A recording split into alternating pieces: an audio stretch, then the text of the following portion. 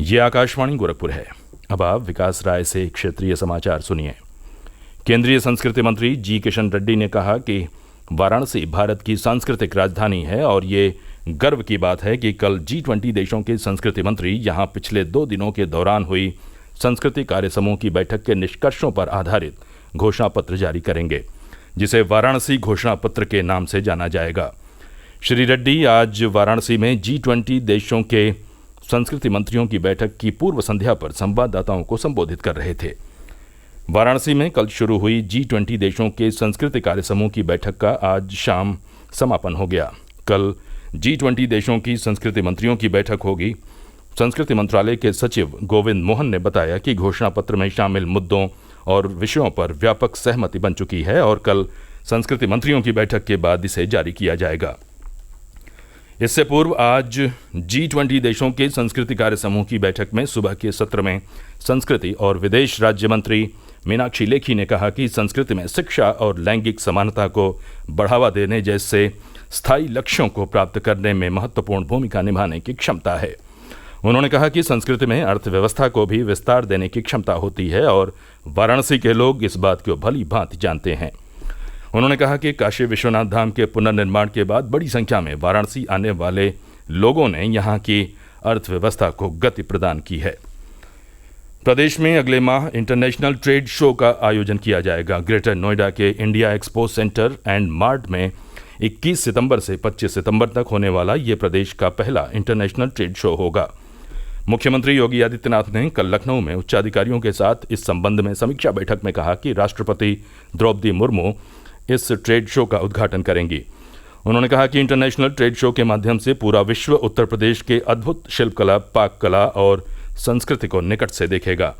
इस trade show में अब तक 66 देशों के लगभग 400 खरीदारों ने पंजीकरण कराया है।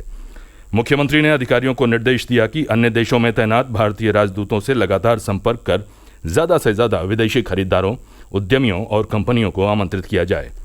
उन्होंने कहा कि ट्रेड शो में प्रदेश के 54 GI उत्पादों पर आधारित फैशन शो भी आयोजित किए जाएं।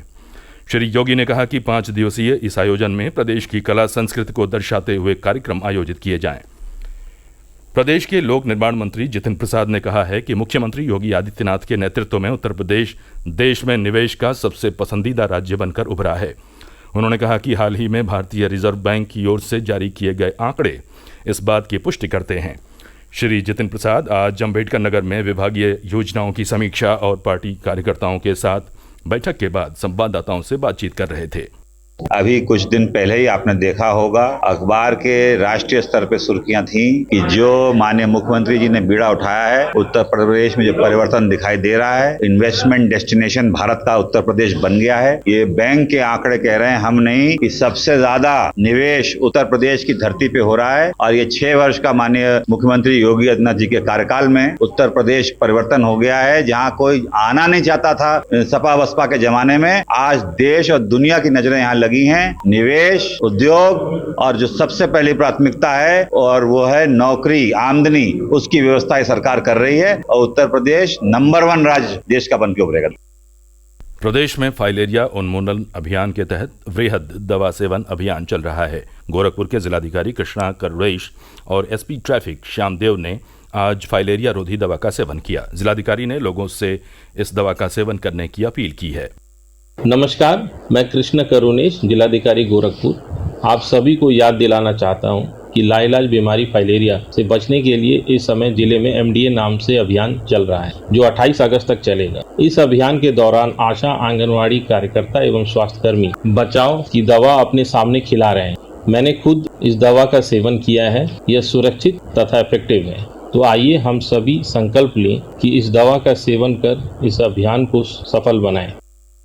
मऊ जिले के घोसी विधानसभा उपचुनाव के लिए प्रचार जोर पकड़ रहा है। भाजपा के प्रदेश अध्यक्ष भूपेंद्र सिंह चौधरी ने आज घोसी विधानसभा की भाजपा बूथ अध्यक्षों और कार्यकर्ताओं के सम्मेलन को संबोधित किया।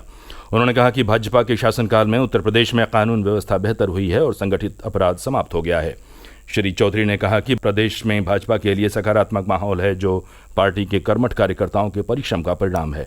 विपक्षी दलों के गठबंधन को अपराध, भ्रष्टाचार और स्वार्थी राजनीति का गठबंधन करार देते हुए उन्होंने कहा कि विपक्ष का ये गठबंधन भाजपा की बढ़ती शक्ति का प्रमाण है।